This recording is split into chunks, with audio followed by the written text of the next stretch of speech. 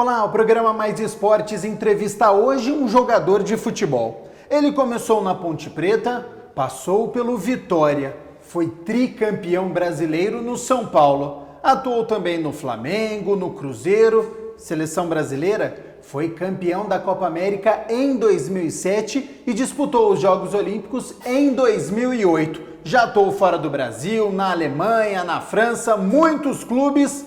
Alex Silva, muito obrigado por ter aceito o convite para esta entrevista. Uma carreira muito vitoriosa que chegou ao fim. Verdade, já chegou, o ciclo se encerrou, né, no futebol, mas foi uma carreira bem bacana. E essa decisão foi tomada de uma forma consciente ou você foi meio que obrigado por causa das lesões? Um pouco de cada, 50-50, né? Eu já estava um pouquinho aí cansado também do futebol, né, querendo mais tempo para a família. E também coincidiu com o joelhão que também já não estava mais suportando aí o dia a dia de treinamento de um atleta profissional. Esporte de alto rendimento não é muito saudável. Vamos fazer o seguinte, vamos nos sentar então para a gente ficar mais à vontade, falar um pouquinho sobre a sua carreira, que eu acho que é importante, né? Muitos jovens, adolescentes que estão nos assistindo podem ter você como ídolo, então para a gente saber aí como é que foi esse início. Você nasceu em Amparo e começou na Ponte Preta? Sim, nasci em Amparo, né, em 1985. E meu primeiro clube, na verdade, assim, foi a Ponte Preta. Na verdade, passei por outros, mas fazendo testes, né? Tá. Como no União São João de Araras na época, mas... E era peneira ou não? Não, foi um teste mesmo e foi até engraçado porque na hora que foi... O treinador me escolheu, né? Só que o diretor disse que eu era muito fraco, muito magrinho e por isso não queria ficar comigo. Daí acabei não passando no teste e aí surgiu a Ponte Preta na minha vida. Você sempre quis ser zagueiro ou passou por outras posições? Eu era volante. Tá. Eu jogava como volante na frente da defesa. Mas quando cheguei na Ponte Preta, o treinador era o Santinho, na época. Olhou o meu tamanho, a primeira coisa que ele me disse foi que esse tamanho vai lá para trás, porque aqui no meio campo vai ficar um pouco complicado. Aí me colocou lá atrás e por você, tudo bem? Ou você falou, mas eu queria jogar aqui? Na verdade, eu fui um pouco contrariado, porque era o lugar que eu queria jogar, era a posição que eu escolhi. Mas aí durante os treinamentos eu comecei a ver facilidade para sair jogando, ter mais espaço para lançar uma bola. Né? E por ter começado assim a carreira como volante, isso ajudou bastante. E é por isso que hoje a imprensa e também os torcedores têm tratado o meu futebol como um zagueiro clássico, um zagueiro técnico. Né? Mas tudo isso foi em função do começo da carreira, onde eu jogava como volante. Você então passou um período na Ponte Preta. Como é que surgiu o convite para o Vitória da Bahia? Na verdade, eu peguei a Ponte Preta naquela fase bem ruim. Se eu não me equivoco, era o Carnieri, o presidente, mas já estava naquela transição onde os jogadores ali estavam colocando a Ponte Preta na justiça. 2003? 2003. E aí eu não queria profissionalizar, para ser muito bem sincero, e a Ponte Preta porque queria me profissionalizar. E aí conversei com o meu irmão, o Luizão, que já estava jogando no Cruzeiro, já tinha um pouco mais de experiência. Uhum. E aí profissionalizamos, era um salário de R$300. Nossa. E a Ponte Preta conseguiu atrasar os 3 meses. Ou seja, você ganhava R$300 e conseguiu atrasar 3 meses. Aí eu lembro porque na audiência foi me dado R$900, já na audiência, né? Tá. E já tinha surgido daí essa oportunidade do Vitória. E já aí era uma oportunidade diferente, porque já não era mais como juniores. Era para chegar no Vitória já na equipe profissional. E isso me despertou também, né, o desejo e a vontade de dar um passo a mais na carreira. E aí a Ponte Preta acabou dando essa brecha aí, eu acabei saindo e acabei indo para o Vitória da Bahia jogando 3 Campeonatos Brasileiros. E acho que você lembra que em 2000, se eu não me equivoco, 4, nós chegamos na semifinal da Copa do Brasil, que o Flamengo que o Santo André foi campeão em cima do Flamengo. Certo, lá no Maracanã. Isso, então a gente tinha um time muito bom, e aí chegamos à semifinal, perdemos para o Flamengo, mas foram também, assim, 3 anos no Vitória, para mim, assim, maravilhoso. Essa foi a primeira vez que você ficou distante da sua família e como é que era isso na sua cabeça? Você já tinha uma coisa, bom, se eu quero ser jogador de futebol, vou ter que ficar longe. Na verdade, meu pai, ele não jogou em clubes de grandes expressões como eu e o meu irmão Luizão jogaram. Mas meu pai jogou em equipes como Paulista Jundiaí, sem menosprezar nada, mas sim, assim, teve na base do Guarani. E na época existia, em 79, a Intermediária, que eram esses clubes todos do interior. Tá. Né? E aí meu pai jogou no Amparo muito tempo, então teve as suas passagens no futebol profissional. E ele nos preparou para esses momentos, tanto eu como meu irmão, porque ele sempre já começou a liberar para participar de competições onde a gente viajava e dormia nas escolas e tal. Legal. Né? Então ele sempre liberou, sempre incentivou. E no Vitória da Bahia, quando aconteceu o convite, eu nunca tinha andado de avião, né? A verdade é essa, e aí vai para Bahia, para Salvador.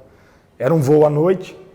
E minha mãe desesperada, porque não sabia como que ia passar. Eu, para ser sincero, entrei no avião, não sabia nem colocar o cinto, né? E a pessoa que estava do meu lado me ajudou. Só que chegando ali em Salvador, por volta de umas 11h30, eu não achava aquela plaquinha Esporte Clube Vitória. E eu pego o telefone e ligo para casa, aquele 9090, né? A cobrar, tô perdido. Aí eu falei, pô, cheguei no aeroporto, não tem ninguém. E aí minha mãe já desesperada, já chorando. Nossa. Aí meu pai, aquele nego velho assim, da antiga, falou, tem um guarda aí perto? Falei, tem um posto ali. Vai lá, põe a bolsa, deita e dorme, que já alguém vai chegar. E aí eu fiz o que ele falou. O famoso te vira, né? Exato, e por volta de umas 2h da manhã chegou para me buscar, porque disseram que estava numa reunião entre a diretoria e só foi possível me buscar nesse horário. E para mim foi importante, né? Porque é por isso que eu costumo dizer com quem eu falo sobre futebol. Essa é a grande diferença do futebol antigo para o futebol de hoje. Hoje o garoto não sofre nada, não passa por nada. Então, Você acha que ele já é mimado? Mimado. Por isso ele não valoriza aquilo que ele passou. Eu morei embaixo de arquibancada, tive esse episódio. Então você valoriza, te dá mais gana de vencer. Né? Então hoje já não tem mais isso. Hoje o menino eu tenho um filho de 10 anos de idade que... Meu filho já sabe jogar, mas já tem empresários que já querem assinar e aí já querem prometer certas coisas e eu deixo as coisas na vida dele acontecer. Eu tento buscar o mesmo caminho que eu passei, né? Então, às vezes, ele vive em Porto Alegre e, eu quero jogar no Internacional. Não, você vai ralar lá um pouquinho para você dar valor para depois que você chegar. Vai pro Aimoré, vai disputar em outros times. Exatamente, porque eu acho que esse é o grande diferencial para uma carreira bem sucedida. Legal. Você citou já algumas vezes o Luizão, que tem uma carreira muito consolidada, você citou o Cruzeiro, ficou muitos anos no Benfica também. Ele foi sua influência no futebol? Cara, às vezes eu vou falar, as pessoas não vão assim, alguns entender, outros não. A influência no futebol veio do meu pai.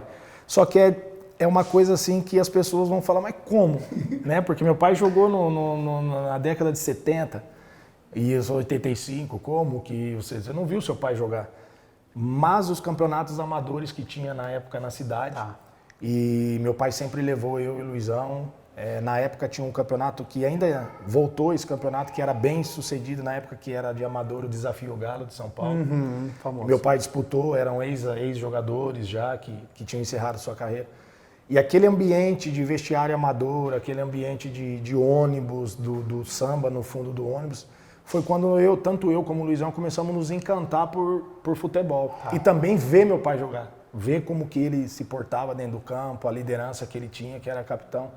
Então, assim, tudo começou pelo meu pai. É óbvio que depois do Luizão, né, eu jogava na Ponte Preta, o Luizão já estava no profissional do Cruzeiro, eu tinha férias aqui, eu corria para Belo Horizonte. Aí já consegui ver um outro cenário, né, que era dentro do vestiário do Cruzeiro, era Alex. Bem diferente. Bem diferente, Alex, Rincon, Aristizábal, dentro da Toca da Raposa, e ali eu me encantava, porque eu ia no Mineirão, assistia jogos, então via o canto da torcida, aí despertou mais ainda o desejo de ser jogador, mas Aquela sementinha, então, foi plantada pelo meu pai, e não só eu, como o próprio Luizão reconhece isso, porque nós fomos criados nesse ambiente. Então chegava final de semana, meu pai passava sábado e domingo jogando amador, e sábado e domingo a gente passava na cola dele. Legal. Dando um pulo aí na sua carreira, em 2007 você teve uma lesão muito grave, né? Que foi no ligamento cruzado anterior e colateral medial do joelho direito. O que passa na cabeça do jogador na hora que ele vê uma lesão no joelho, vai ficar muito tempo afastado? Olha, eu acho que no meu caso, a primeira, ela foi tranquila. Tá. Eu tirei de letra, porque era a primeira. E eu não sabia o que iria passar, como era, quanto tempo. Então, tudo ali, cada passo a passo da recuperação era uma novidade. Então, um exemplo. Tem a primeira parte que é dolorosa, que é quando você opera, que você vê o músculo todo, né? Você vê o joelhão inchado, cheio de ponto. E aí você não pode pôr o pé no chão. Então, assim, é um pouco chato, é doloroso, dói um pouco. Mas aí depois você já começa a fazer os exercícios e já fica feliz, porque você fala, pô, já... Tô evoluindo. Tô evoluindo. E aí vai, daqui a pouco, depois de 3 meses, você já tá dando aquela corridinha no campo. Então, assim, a primeira foi tiro e queda. A segunda já é um pouco mais complicado, porque o que acontece? Você já sabe tudo que você vai ter que passar de novo para voltar a jogar futebol. Então, assim, a primeira não foi com tanta dificuldade, inclusive a primeira foram uma recuperação fantástica do Departamento Médico de São Paulo, porque foram em 4 meses e meio eu estava fazendo coletivo. Ótimo. E essa lesão é de 6 a 8 meses. Né? E aí eu me lembro que já com 5 meses eu estava jogando a semifinal de 2008 contra o Palmeiras, que foi que nós perdemos, que foi o gás de pimenta. Nossa, aquela época, toda polêmica. Isso, foi, então ali eu já estava com 5 meses jogando e jogando bem. Né? Então a primeira foi tiro e queda. Em 2008 você estava no São Paulo e aí você se transferiu para o Hamburgo da Alemanha, foi isso? Para o Hamburgo. Como é que foi essa experiência de sair no Brasil? Primeira experiência, como é que você lidou com tudo isso? Olha, na verdade, 2006, né, tinha sido campeão, 2007 com São Paulo, 2008 Olimpíadas, e lá já na Olimpíadas já surgiu o primeiro convite que surgiu, o primeiro interesse foi do Milan da Itália. Nossa. Então, assim, na verdade, até hoje eu fico procurando, pesquisando, mostrando pro meu filho, porque tem as notícias dos jornais de lá. E ele fica doido, que ele fala, pô, por que você não foi pro Milan e tal? É aquele tal, eu era muito jovem, daí já surgiu o Milan da Itália quando eu estava lá em Pequim. Tá. Já começou os empresários a me ligar. Porém, era uma proposta menor do que a do Hamburgo da Alemanha. A minha vontade era vestir a camisa do Milan. Porém, a gente sabe como é que é representante de jogador de futebol, né? Ele pensa nele. Lado financeiro. No lado financeiro. E eu acredito que não só ele, mas também o clube. E aí começa as promessas, não, vai para o Hamburgo, que de lá você vai para o Bayern de Munique e tal. Ali é um passo. E para ser bem sincero, hoje, com reflexão, eu costumo dizer para todos. Eu, na verdade, o futebol alemão não era a minha cara. Tá. Então, assim, tipo, fui para a Alemanha, mas não fui feliz lá. Eu acho bastante curioso, porque essa é uma dúvida, às vezes que até nós jornalistas temos, mas os torcedores também. Você falou, a sua vontade era para um clube, mas o clube que você pertence na época era o São Paulo, mas seus representantes não queriam. A vontade do jogador, ela não sobressai ao clube e aos representantes? Hoje para mim é mais fácil falar, né? Já não jogo mais futebol, então sim, eu posso agora, que nem eu costumo brincar. Eu parei de jogar, eu falei, agora eu posso soltar tudo, claro. Não tenho mais compromisso. Mas é exatamente isso que acontece. Às vezes a gente não pode chegar também e dizer que não, que o jogador sempre é culpado. É exatamente isso que acontece. No meu caso, eu tinha 20%, né? O São Paulo tinha 20% do meu passe. Talvez, quando pegou 20%, talvez não colocou fé no meu trabalho. E de repente eu, né, explodi. Estourou, explodiu. Explodi. Na verdade, para ser bem sincero, eu fui o que menos ganhei nessa transação. Né? Eu não vou citar o nome do representante, mas eu sei que ele saiu com uma parte, o São Paulo saiu com a outra e eu fui o que saí com a menor parte.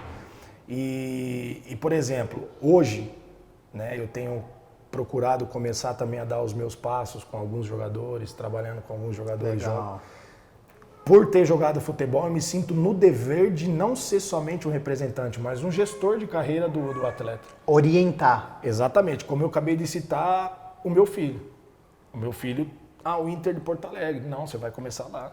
Porque de lá até você chegar aqui, muitas coisas você tem que passar para valorizar quando você chegar aqui. E às vezes você também tem que entender aonde ele vai se dar bem, qual a qualidade dele. O futebol italiano é um que eu gostava de jogar. Técnico, saída de jogo, passe. O futebol alemão é como um ping-pong. E para eu ter ideia, eu tinha a saída de bola tão boa que o treinador holandês chegou para mim e falou: você não vai jogar na defesa, você vai jogar de volante. Então eu jogava tipo o estilo Casemiro, na frente da defesa ali. Você falou, mas eu não tenho mais 16 anos, eu não quero mais volante. Exato. E aí isso também me prejudicou porque começou também a ter dúvida no Dunga, se convoca, se não convoca, porque já não está jogando na posição dele, está jogando na outra. E então, tipo assim, eu acredito que não pensaram, na verdade, na gestão, assim, da minha carreira, aonde eu ia me dar bem, aonde eu ia deslanchar. Eu acho que, no meu caso, o que pesou mais na mentalidade de todos daquela transação foi o valor financeiro. Agora, Alex, é hora de um quadro no nosso programa, que é a pergunta polêmica. Eu vi uma entrevista que você deu para o Estadão e você disse que a bebida quase acabou com a sua carreira. O que aconteceu nesse período? Vamos fazer o seguinte? Rápido intervalo, na volta tem a resposta do Alex Silva, deu uma entrevista para o Estadão, a bebida quase acabou com a minha vida. Será que isso é mais comum do que a gente imagina? Essa questão e muito mais com a carreira do Alex Silva, que já falou pra gente, chegou ao fim, já se encerrou, mas tem história na Bolívia, tem pergunta, você que está nos assistindo pode fazer uma pergunta para o Alex Silva, são muitos casos ainda que ele vai contar, o intervalo é rapidinho.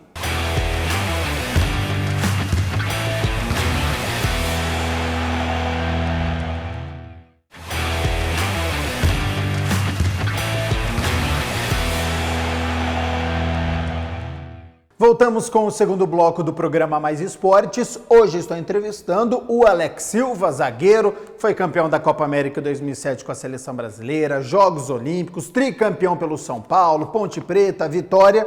Mas eu terminei o primeiro bloco com uma pergunta. Vi uma entrevista sua do Estadão, diz que a bebida quase acabou com a sua vida. O que aconteceu nesse período? Olha, na verdade eu acredito que isso que aconteceu comigo é o que está acontecendo com muitos jogadores hoje de um grande potencial, mas que tem parado no meio do caminho infelizmente, pelas coisas que esse mundo, na verdade, aí oferece, né, cara? É o extracampo. É o extracampo. Um exemplo, eu fui para a seleção brasileira com 22 anos de idade, né? E aí 22 anos, seleção brasileira, é uma dos principais jogadores do São Paulo naquela ocasião. Sim. Poxa, um apartamento maravilhoso, um carro assim, importado na garagem, e aí você vai nos lugares, é reconhecido. Muitas das vezes, se você não tem estrutura, você acaba caindo se perdendo aí nesse mundo. Uhum. E comigo não foi diferente, né? Se esses jogadores que estão aí em grande evidência estão tendo problemas, você imagine, né, com aqueles que na verdade não tem um staff como esses jogadores aí renomados hoje do futebol têm. E todos eles você vê que tem um problema extracampo, né? Então, assim, no meu caso, eu cheguei a um ponto onde, na verdade, quando começou as lesões da terceira lesão, né, porque foram 4, a terceira e a quarta lesão, esse para mim foi um divisor, assim, porque eu comecei já a entrar numa depressão, né? E aí coincidiu da lesão, o desemprego, né? As portas começaram, na verdade, ali se fechar, e aí eu buscava, na verdade, o desafogo que era na bebida, o desafogo que era na balada, né, nos bares, né? Porque eu queria apagar aquilo que eu estava vivendo, queria ser feliz, mas achava que a felicidade estava ali. Só que no outro dia voltavam, na verdade, os mesmos problemas que não tem como, na verdade, você apagar. E aí quando você começa a entrar por esse caminho, não é legal. Não é legal, porque você começa a aumentar as coisas, aumentar a vontade de fazer e cada vez mais você quer suprir as necessidades, né, suas, apagar os problemas e você vai aumentando o grau. Então, no caso, você começa com um tipo de bebida, depois ela não te satisfaz mais, você já vai numa bebida maior. Aí, assim, graças a Deus, por uma blitz no ano de 2014 aqui na Bandeirantes de Campinas, onde eu estava alcoolizado e não parei. Aí foi ali que mudou totalmente toda a minha vida, porque quando eu cheguei naquela situação, quando eu entrei ali na delegacia do Taquaral, foi quando eu falei, pera, o que eu tô tá fazendo? Acontecendo, o que está né? acontecendo comigo, né? Onde eu me encontro agora, da página de esporte, de campeão, falei, que exemplo eu estou sendo para as pessoas, tudo que eu construí, eu vou jogar por água abaixo. Aí dali eu já tomei uma decisão na minha vida de seguir um outro rumo. E aí as coisas começaram a partir daí a mudar na minha vida. Mas se eu sigo naquele mesmo caminho, eu falo assim debaixo de muita autoridade que o Espírito Santo me deu como pastor. Eu acho que se eu sigo naquela vida, eu acho que eu não estaria mais aqui. Ou eu iria me encontrar numa sarjeta ou numa cracolândia, porque você vai aumentando a dose. Então, graças a Deus, eu não consegui, Deus me permitiu que eu não chegasse nesse ponto. Porque tem pessoas que conseguem recomeçar, que nem no meu caso. Tem pessoas que não. Tem pessoas que querem viver o mesmo patamar de vida que ela vivia. Não aceita, né? Não aceita. E nós temos aí exemplos, um deles que eu vou citar, o Regis Pitbull, que jogou na Ponte Preta. Eu tive com o Regis na Ponte Preta como juniores, ele profissional. Se perdeu. Lutou, se perdeu. Então, assim, graças a Deus que eu não consegui, Deus não permitiu que eu chegasse a esse ponto. Já já a gente vai falar sobre a religião, que pelo que você está citando conseguiu mudar esse panorama. Mas enquanto você era jogador, treinador, outros jogadores, ninguém percebeu, ninguém te alertou, ninguém conversava com você? Cara, todos eles me alertaram. Um deles, principalmente, o Muricy Ramalho. O Muricy Ramalho foi o que mais falava para mim, o que mais, na verdade, me alertava. Teve André Dias, Ricardo Oliveira, Legal. Bosco. E por incrível que pareça, cara, naquela época, toda a concentração dos atletas de Cristo que tinha ali, as reuniões que tinha, eu tava. Tá. Eu tava, todas. Né? E hoje eu fico, por que lá eu já não tracei um caminho diferente? Né? Então, sim, eu sabia quem era Cristo, eu sabia quem era Deus, eu orava, eu sabia tudo. A questão estava mesmo porque eu queria, na verdade, a busca por prazer, que era algo que eu achava que me preenchia na época, né? Mas todos os jogadores que eu passei mais velho naquela ocasião de São Paulo, todos eles me chamavam para conversar. Porque não tem como, várias vezes você chega para treinar, você chega direto da noite, não tem como você enganar.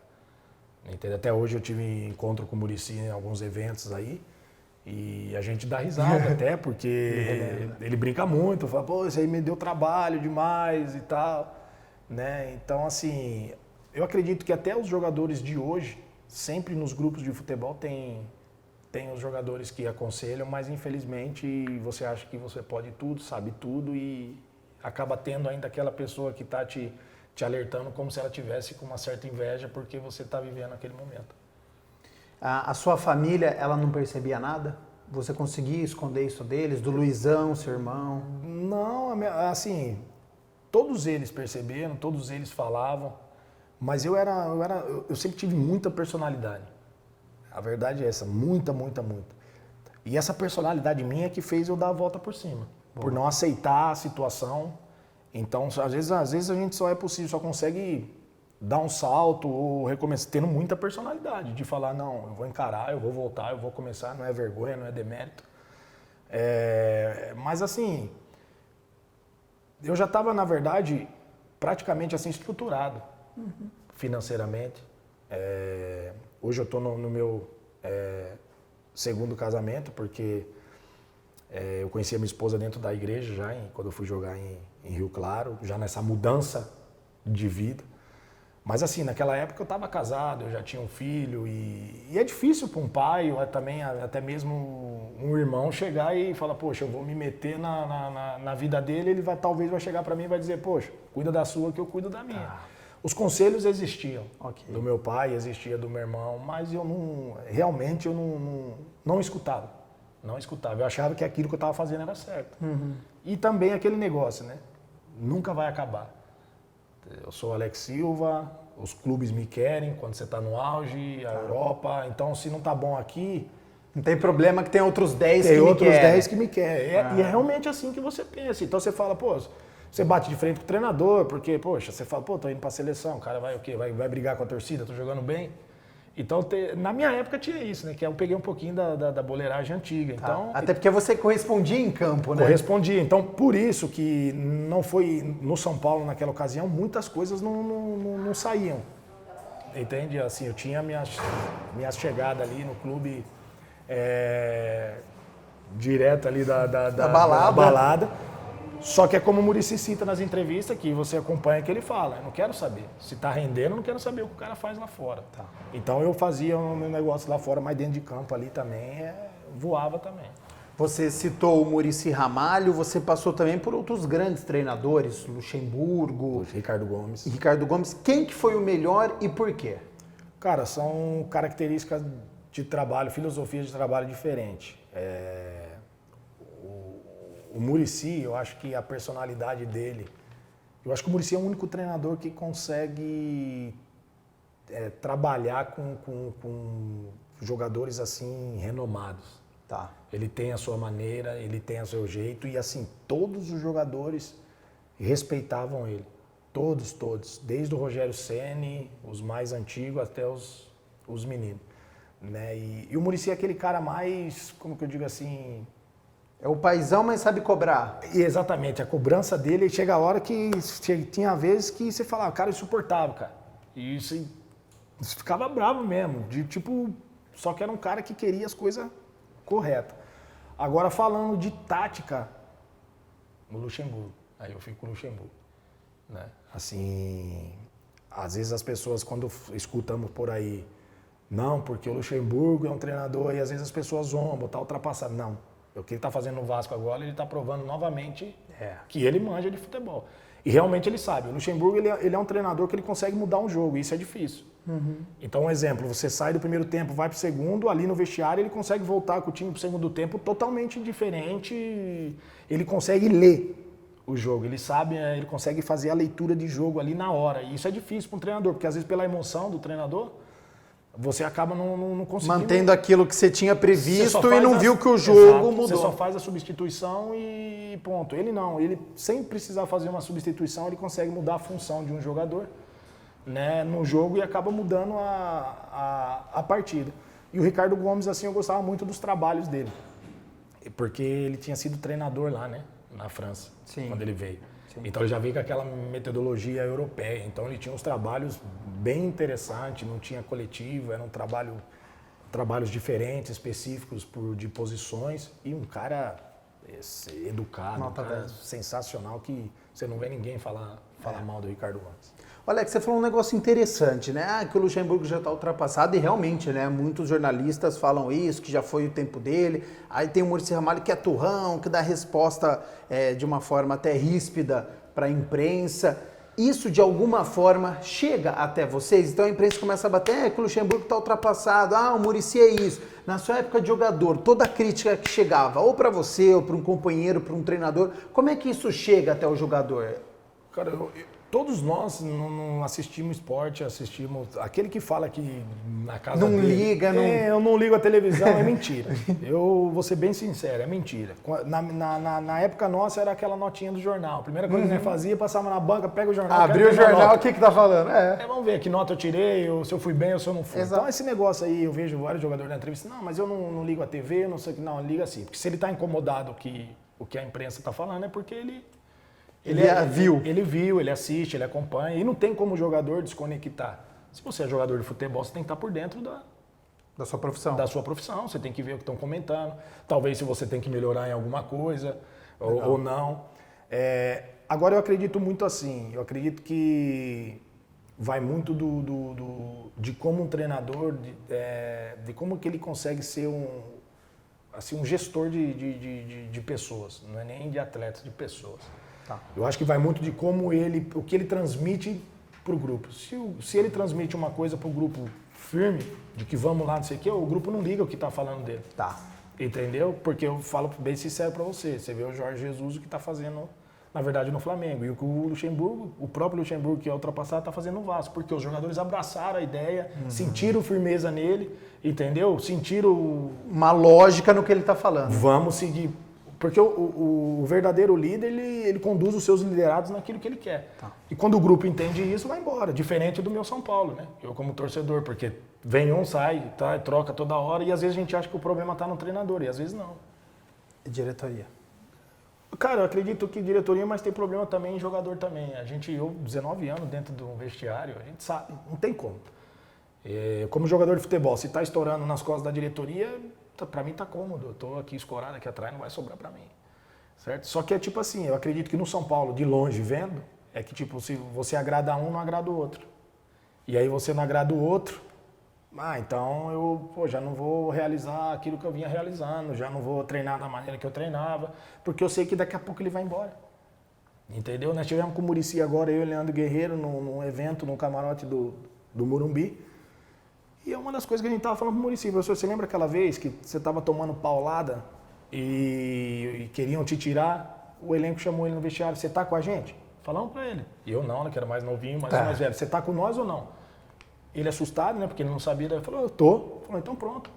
Já chegou na diretoria, já falou, não, ele fica. E nós somos campeão brasileiro, batemos campeão brasileiro. Antigamente existia isso. Hoje não. Hoje eu estou preocupado com o cabelo, com a roupa que eu vou vestir, com o telão lá no que vai aparecer como que... É a história dos jogadores mimados, né? Entendeu? Não é porque, às vezes as pessoas acham, não, mas é porque seu tempo passou, você está falando. Não é a pura realidade. Você não vê mais assim, coisas assim que via antigamente. Jogador chamando a responsabilidade. Você acha que está muito fútil hoje? É muita futilidade? Tá muito marketing, eu acho. Tá. Entendeu? Então, tipo assim, a pessoa te liga e fala assim, você tem que usar essa chuteira, só que toma cuidado, porque a meia ficou desse jeito. Então, realmente é o que está acontecendo no futebol, é a verdade. Às vezes vocês não imaginam o que acontece.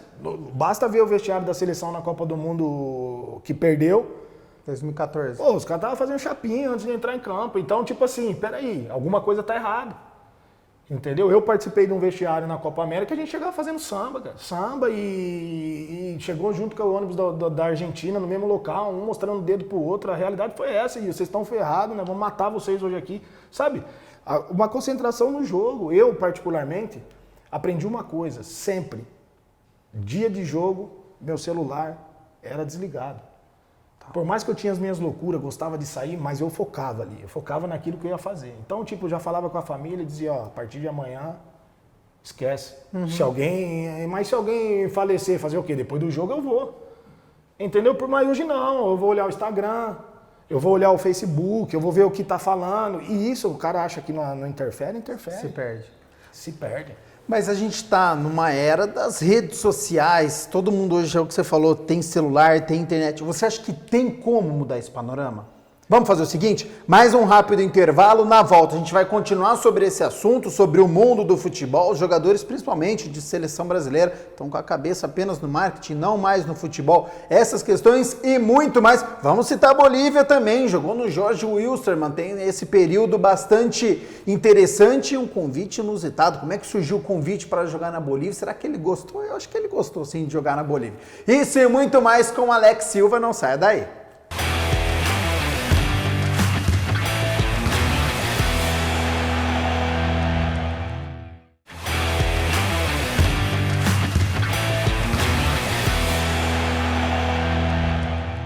Voltamos com o terceiro e último bloco do programa Mais Esportes. Eu queria mais uns 30 minutos, Alex, pra gente ficar resenhando, porque tem um monte de folha aqui, eu não fiz nem metade das perguntas, a gente tá só na resenha. Mas é estratégia para ter o próximo, né? Exatamente. Vai ter mais vezes. E aí eu pleiteio também mais tempo com a direção. Falo, tá vendo? Rendeu bastante, eu preciso de mais tempo. Eu faço um programa de uma hora.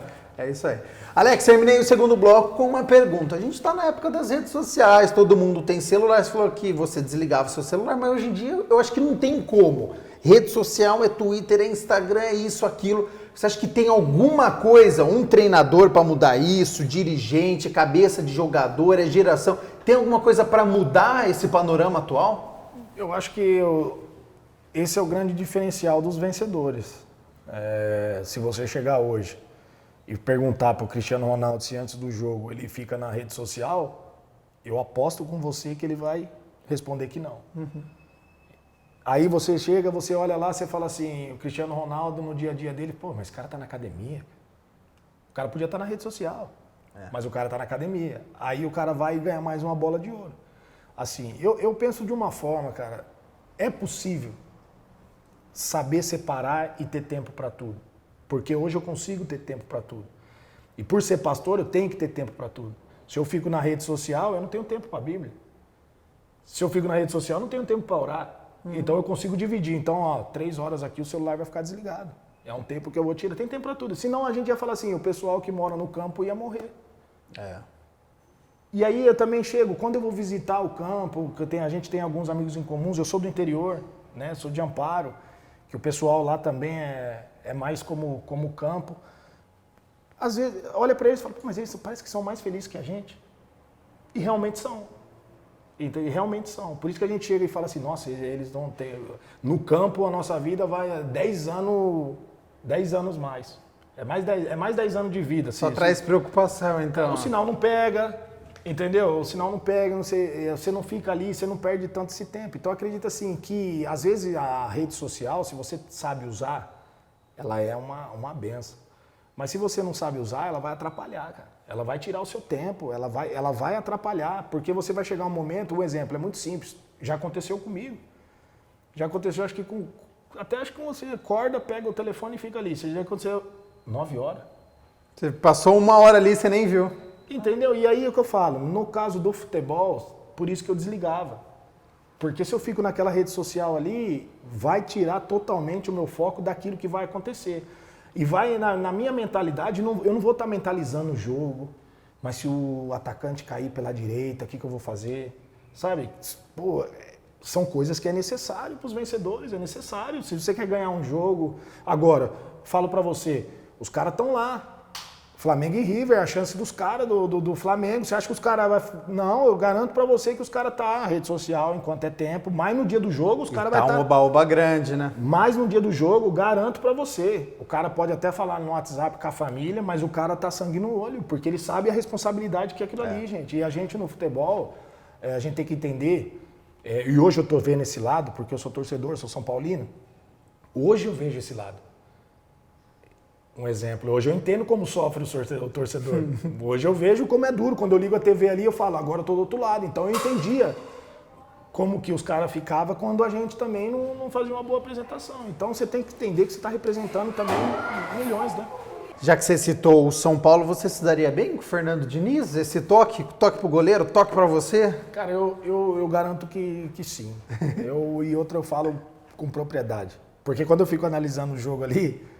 É até interessante que quando a Arboleda pega a bola, você repara o Diniz fica bravo, assim, tipo, arrasta, leva a bola. Toda vez. Movimenta. Não, toda vez, para ele sair, né? Porque para empurrar o adversário para trás. E era uma das coisas que eu adorava fazer, que era sair jogando comigo ali e levar. No entanto, que teve aquele golaço contra o Rio Claro lá, que sai driblando atrás do meio-campo todo mundo e foi o gol assim mais bonito da minha carreira.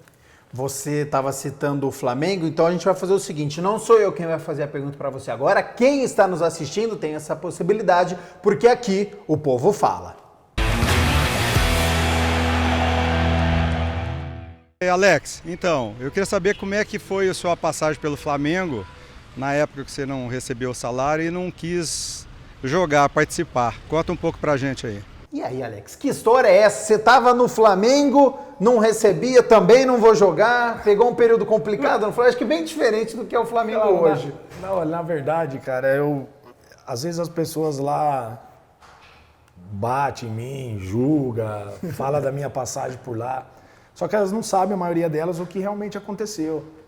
Eu cheguei no Flamengo em 2011, nós fizemos uma boa campanha. Nós classificamos para a Libertadores da América de 2012. E é bom lembrar que um ano antes o Flamengo brigou para não cair. Então nós chegamos naquele time do Luxemburgo, fizemos o que tinha que fazer, que é o que foi pedido. O Flamengo, a diretoria, queria que classificasse para a Libertadores. Isso foi cumprido. Então, em termos de objetivo, não foi uma passagem tão desastrosa como citam por aí. Por quê? O objetivo foi alcançado. Certo. Só que o problema é o seguinte, cara. Você, um salário, 2 salários, beleza, né? E eu sou uma pessoa assim que eu confio muito na palavra. Então, o que acontecia? Antes de chegar no ponto que eu cheguei, de buscar os meus direitos judicialmente, eu bati várias vezes na porta da presidente. Patrícia Amorim? E aí? Espera mais um mês aí que a gente vai não sei o quê. Beleza. No mês tal? Isso, volta aqui no mês tal que a gente vai entregar para você. Pô, aí você volta lá. Tá, não sei o quê, não dava, tal dia. Aí você volta lá, tal dia. Chega uma hora você fala, pô, mas tem algum palhaço aqui, né? E aí você chega, você não recebe o que foi combinado de contrato, né? E tampouco o teu salário. Aí as pessoas vão dizer, tá, mas você ganhava 300 mil reais. Beleza, você ganha 300 mil reais, mas você compra apartamento. Seu padrão de vida é para 300 mil reais. Você compra apartamento, claro, né? Você investe, você faz poupança, você faz para os seus filhos, você tal, e você tem que pagar. Quanto mais você ganha, mais você gasta. Claro, você mais investe também. Sim. E você fala assim, poxa, se eu estou num salário, por que eu vou chegar aqui e vou dar os 300 mil que eu ganho? Não, você vai dar uma entrada e você fala, vou pagando. Então assim, eu aguentei até quando deu para aguentar. Depois dali, já não dava mais, porque eu vi que era uma coisa que já estava como se, tipo assim, faz o que você quiser. Só que daí eu falo, é tão complicado, porque quando eu entro na justiça, o Flamengo deposita meu FGTS e deposita o meu salário. Por que não fez isso antes? Então, ou seja, descaso. E aí quando eu volto em 2013, todo mundo já achou que é mercenário, que era isso, que era aquilo e tal. Mas eu entendo também, porque na verdade tudo isso veio daquela diretoria que tentou transformar uma coisa que ela estava certa e o jogador estava errado. Basta saber ali que o David, centroavante, ficou 1 ano sem receber. Nossa. Tem clube que te deve ainda? Não. Todos eles aí foram corretos comigo. Inclusive, eu só recebi do Flamengo porque é a diretoria que está agora. Então, quando foi feita a rescisão contratual, porque não tinha mais clima para continuar, a torcida não me queria. E eu entendi o lado também da diretoria. E aí foi feita a negociação e cumpriram comigo. Acredito que se tivesse essa diretoria que estava em 2013, quando eu voltei, já desde 2011, teria sido uma outra história dentro do Flamengo. Hora de mais um quadro aqui no programa Mais Esportes, o que ninguém sabe. E aí, Alex, que história que você reservou para o programa Mais Esportes? Alguma coisa que já te aconteceu aí neste mundo do futebol que você vai contar pra gente hoje? Olha, uma história engraçada, né? Na Alemanha, não sabia falar o inglês, tampouco o alemão. E eu fui no mercado, eu queria comer ovo. Tá. E quando eu chego lá, eu não acho a partilheira, e não sabia como é que era o... E aí eu falei, vou dar o jeito brasileiro, né? Eu fui lá no caixa. Você não imitou? Imitei a galinha. Chamei a senhora que estava lá e eu falei... Primeiro eu cheguei e falei, ovo. Aí ela... Ovo! Aí eu, ovo? Aí ela... Tipo, você entendeu? Eu falei, ovo. Aí eu apontei o gesto até do ovo saindo. Daí ela, E aí ovo é ai, né? Egg em inglês, aí ela, e tal. Aí me direcionou pra lá. Quer dizer que a imitação deu certo, então. Deu certo, mas quem tem boca vai a Roma, né? Diz o ditado. E você tem que se virar. E o brasileiro é o mais criativo que se vira em qualquer lugar. Qualquer lugar ele se encaixa. Você sabe que eu tô te perguntando isso, mas essa história ela deve estar contando até hoje lá na Eu Alemanha, do jogador que foi lá e imitou. Eu acredito que sim. Logo quando eu cheguei, aí teve esse episódio aí. E você conseguiu aprender alemão, inglês no período que você ficou lá ou não? Cara, aprendi o básico. Até porque eu fiquei 1 ano e meio. Né? Quando eu tava aprendendo bem, que eu já ia pular uma etapa já de crescimento no alemão, aí eu vim pro São Paulo. Tá. Mas assim, primeiro eles fazem o quê? Eles fazem você aprender o beabá do futebol. Então, como se comunicar dentro de campo. Para entender o treinador. Não só o treinador, mas os companheiros também. Então, você vê que eles pensam em tudo que eles falam. Não, primeiro você vai aprender dentro do campo, as coisas de dentro de campo, para depois aprender as demais. Alex, como é que surgiu o convite inusitado para jogar no futebol boliviano? Olha, eu estava no Brasiliense em 2017, a segunda passagem já no Brasiliense, na pré-temporada, e de repente surgiu um convite de um brasileiro que foi ídolo também no Jorge Wilstermann, o Thiago Leitão, inclusive jogou na Ponte Preta também, se eu não queria disputar a Libertadores pelo Jorge Wilstermann. No momento, quando falou Bolívia, eu me assustei um pouco, não só eu como a minha família. Mas aí também o que encantava era a chave que o Jorge Wilstermann caiu, que era Palmeiras, Peñarol e Tucumã. E aquilo eu falei, chegou a hora de mostrar. Retomar aquele valor que você tinha adquirido. Exatamente. Eu falei, então essa é a única maneira que eu tenho de mostrar que o Alex Silva sempre foi, né, e continua sendo o Alex Silva. E aí o que aconteceu? Ao Palmeiras, falei, esse jogo no Brasil, essa competição, essa Libertadores. E aí fui. E aí, no entanto, que realmente aconteceu aquilo que eu coloquei na minha cabeça. Tomamos o gol aqui do Palmeiras no último minuto do acréscimo, foi até 50 e pouco. Joguei muito aquele jogo, porque foi um jogo que a imprensa começou a falar que eu tinha que voltar para o Brasil, jogar. Eu tinha futebol para jogar ainda na série A, que tinha vários zagueiros e tal. E depois nós tiramos o Atlético Mineiro aqui no Mineirão. E fomos até a quarta de final. Depois de 32 anos que o Jorge Wilstermann não chegava a umas quartas de final. Que legal. E aí também lá em Cochabamba, esse mesmo time do River, nós colocamos 3 neles lá. Dentro deles lá. Aí depois no Monumental eu apago da memória porque não tinha como. Parecia que o campo tava... A bola se jogar para frente ela já voltava. Mas assim, ficou na história os 3-0 porque o último time que tinha colocado 3-0 no River, naquele mesmo time, que é esse mesmo time, que tinha feito 3 gols de diferença, foi o Barcelona no Mundial. Nossa. E aí feito histórico, então. Foi feito histórico. Foi no aniversário de Cochabamba e da cidade. O jogo era 8 e pouco, 2 horas da tarde estava ganhando. Entendeu? E aí o que aconteceu? Então ali foi quando daí caí na graça, a torcida, diretoria, imprensa boliviana, e aí já começou, pastor tem que ficar, pastor pra cá, pastor pra lá. Acabei ficando 3 anos e iria ficar para mais um. Mas aí o chamado de Deus surgiu também e aí... Retornei. Alex, infelizmente o nosso tempo já se esgotou, mas eu preciso perguntar.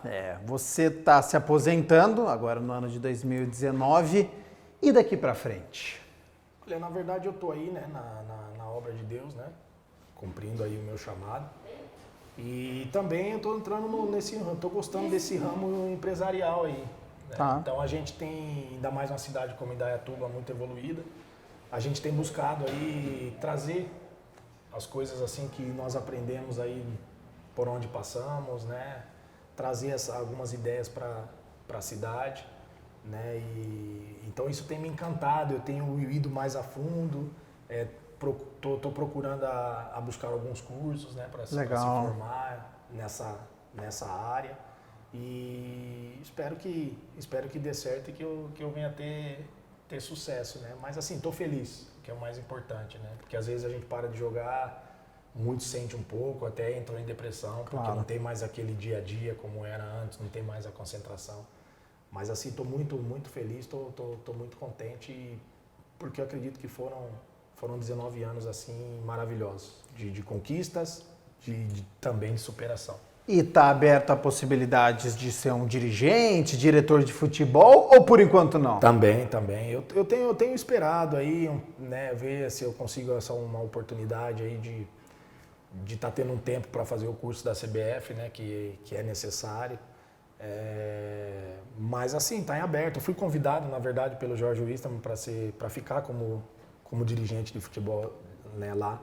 Porém, eu recusei esse convite porque eu falei, poxa, eu tô como capitão e de repente eu vou para essa função, é o mesmo grupo de jogadores, eu falei, poxa, como que eu vou chamar a atenção de um, ou como eu vou ter que tomar decisões com indisciplina. Pode confundir pode ali, confundir um pouco. Então, não sabe também, não sei se daqui 1 ano, 2 anos, um outro grupo de jogadores, talvez, ou também mais maduro, mais preparado, possa estar também voltando, quem sabe. Alex, muitíssimo obrigado por essa aula que você deu. Fico muito feliz, fiquei ainda mais seu fã depois dessa entrevista e já fico com o convite aí para uma próxima possibilidade. Para mim é um prazer muito grande, cara, assim, muito contente também pela oportunidade.